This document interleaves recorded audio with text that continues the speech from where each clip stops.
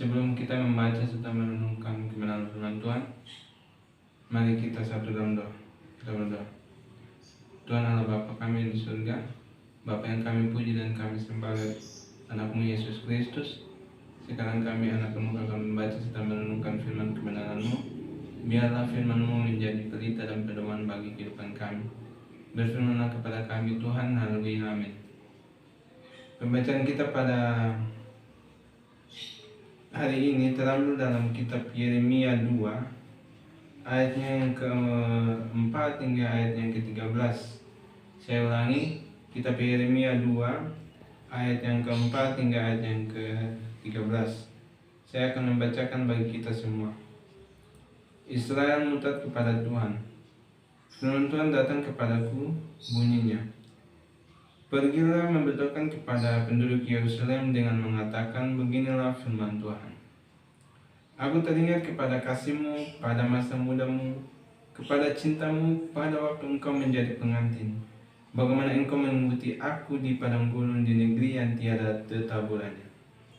Ketika itu Israel kudus bagi Tuhan sebagai buah bungaran dari hasil tanahnya. Semua orang yang memakannya menjadi bersalah, malah petaka menimpa mereka. Demikianlah firman Tuhan. Tema perenungan kita pada hari ini yaitu dalam Allah ada kehidupan. Saya ulangi bagi kita semua. Tema perenungan kita pada hari ini, di dalam Allah ada kehidupan. Kehidupan orang percaya dengan Tuhan selalu diumpamakan seperti sumber air. Air menjadi sumber kehidupan, air menjadi sumber kekuatan. Tanaman atau pohon akan mati, tidak bisa hidup dan bertumbuh tanpa air. Dan pohon tersebut akan mati dan tidak ada kehidupan yang berarti. Begitupun dengan kehidupan orang yang percaya, yang selalu bergantung sepenuhnya kepada Tuhan, karena Dia adalah sumber air kehidupan. Terkadang dalam kehidupan kita, keegoisan yang ada dalam diri kita membuat kita menjauhkan diri daripada Tuhan. Kesombongan kita juga menjadi pemicu ketidakmampuan kita menerima kehidupan tersebut. Kesombongan atau lupa diri membuat kita tidak ada di dalam Tuhan. Justru membuat kita membuat jalur sendiri yang membawa kita kepada kekeringan dan kehampaan. Bapak, Ibu, dan saudara-saudara yang terkasih, manusia tidak akan selalu puas dengan apa yang dia miliki. Segala sesuatu yang Tuhan berikan itu semuanya masih belum cukup. Mengapa demikian? Karena manusia lebih mementingkan keinginan dunia tanpa melihat kasih dan kebesaran Tuhan. Hal inilah yang menjadi pertanyaan bagi kita. Apakah kasih yang Tuhan berikan kepada kita masih belum cukup? Tentu kita masing-masing memiliki jawaban yang berbeda. Namun yang perlu kita ketahui bahwa semua yang bersifat duniawi itu akan hilang dalam sekejap. Tetapi hidup di dalam Tuhan akan selalu ada kehidupan.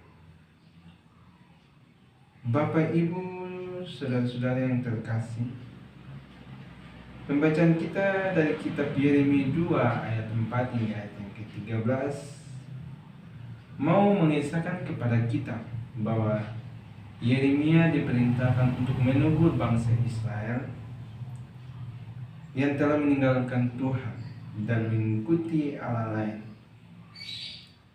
Dengan keberanian ilahi Yeremia, ia melangkah maju mengerjakan perintah Tuhan yang diberikan kepadanya, meskipun yang kita ketahui bahwa ada harga yang harus dibayar mahal.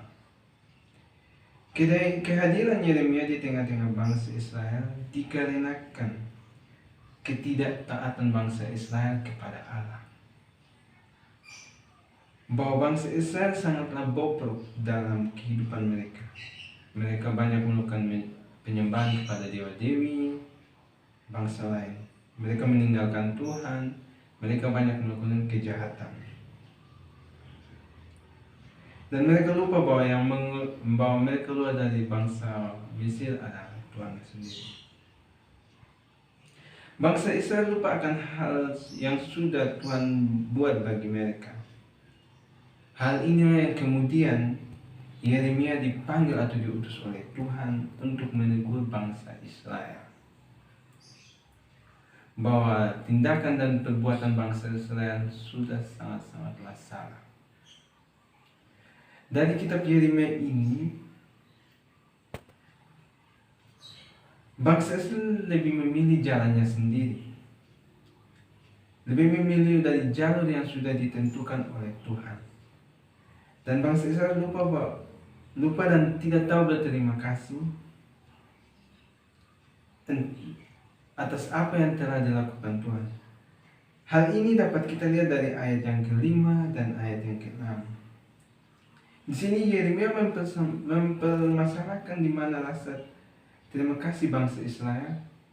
Siapa yang telah menuntun keluar dari perbudakan? Dan mengapa mereka mengikuti dewa yang akan mendatangkan kesia-siaan? Selain itu dalam ayat yang ke-10 hingga ayat yang ke-13, ketidaktaatan bangsa Israel. Mereka lebih memilih hal yang binasa daripada kehidupan seperti yang ada pada ayat yang ke-13. Bapak, Ibu, Saudara yang terkasih, terkadang kita sebagai manusia seringkali lupa terhadap kebaikan orang lain. Kita sering mengabaikan akan kebaikan dan hal yang baik yang dilakukan oleh orang lain. Terkadang kita juga sering menyepelekan akan hal yang mungkin sangat penting bagi orang lain. Dalam pembacaan ini menegaskan bahwa hal yang sama dilakukan oleh bangsa Israel. Mereka melupakan, mereka mengabaikan, bahkan meninggalkan Tuhan. Dan mereka lebih memilih menyembah Allah lain daripada Allah Israel yang telah membawa mereka keluar dari tanah perbudakan. Dalam posisi kehidupan kita pasti ada keinginan dan kebutuhan yang harus dipenuhi. Bangsa Israel telah dibawa keluar oleh Allah dari tanah perbudakan untuk menikmati tanah yang subur. Namun, apa yang dilakukan oleh bangsa Israel justru berbanding terbalik dan sangat besar kejahatan yang mereka lakukan. Mereka masih menyembah-nyembah Allah lain dan lebih memilih untuk memberikan persembahan kepada Allah lain. Bapak, Ibu, Saudara-saudari yang terkasih, kejahatan bangsa Israel ini membawa malapetaka bagi mereka sendiri. Kejahatan dan ketidaktaatan bangsa Israel menandakan rasa sikap hidup yang tidak mau menjaga atas apa yang sudah dilakukan oleh Allah kepada mereka. Tanah yang subur menjadi tanah yang keji, tanah yang penuh kejahatan, tanah yang penuh dengan penyembahan berhala. Dalam ayat yang ke-13, bangsa Israel yang adalah umat pilihan Allah menunjukkan sikap yang seharusnya tidak dilakukan sebagai umat Allah. Mereka merusak kepercayaan, merusak hal-hal yang baik yang diberikan oleh Allah. Mereka melakukan kekejian di tanah yang diberikan oleh Allah. Mereka lebih memilih menggali kolam yang bocor, yang sudah tentu tidak dapat menahan air. Bapak, Ibu, Saudara-saudari yang terkasih, oleh karenanya itu yang menjadi pertanyaan refleksi bagi kita semua. Apakah saat ini dalam kehidupan kita jauh dari Tuhan? Apakah kita terus hidup dalam kehidupan yang jahat? Atau justru sebaliknya? Kita dipanggil untuk melakukan pekerjaan Tuhan, sehingga sudah seharusnya dan menjadi tanggung jawab pribadi lepas pribadi bahwa kehidupan di dalam Tuhan pasti ada kedamaian, pasti ada sukacita, pasti ada hidup yang memerdekakan. Sebagai umat pilihan Allah, jangan sampai kita lalai, jangan sampai kita lengah, dan kita memilih untuk menyembah dewi-dewi yang membawa kepada kebinasaan atau kesia-siaan. Jangan kita memilih meninggalkan Tuhan. Meninggalkan Tuhan adalah kesan yang kuat, yaitu tidak lagi mau memandang Dia, tidak lagi takut akan Dia, tidak lagi peduli pada ketetapan dan perintahnya. Bukankah ini adalah kesombongan yang sangat jelas? Orang yang tidak mau mendengarkan orang lain, yang seperti dilakukan oleh bangsa Israel kepada Tuhan. Hal ini menandakan bahwa ada kesombongan. Kalau kita menelisik secara kitab, maka kesombongan bangsa Israel bermula ketika mereka lupa akan cintanya, lupa akan anugerahnya, dan lupa akan apa yang telah Tuhan berikan kepadanya. Bapak, Ibu, saudara-saudara yang terkasih, Yesus merupakan sumber kehidupan. Yesus merupakan sumber air hidup. Dia datang bukan hanya sekedar memberi kehidupan saja, akan tetapi lebih daripada itu. Bahwa kehadiran Yesus Kristus adalah membawa kehidupan yang berkelimpahan. Kehidupan yang dibawa oleh Yesus adalah kehidupan yang berlimpah, yang akan berlaku kekal. Terkadang kita sebagai manusia, keinginan kita yang terutama, ketika kita melupakan apa yang seharusnya menjadi kebutuhan kita, bahwa kehidupan kita betul-betul mengarah kepada Kristus yang menjadi sumber air kehidupan dan penolong bagi kita. Sehingga menjadi manusia, kita tidak boleh salah dalam melangkah. Kita harus mengarahkan hati kita kepada sumber air kehidupan, yaitu Yesus Kristus. Sehingga hal yang baik dan keselamatan tentang hidup yang berkelimpahan dicurahkan ke dalam hati kita.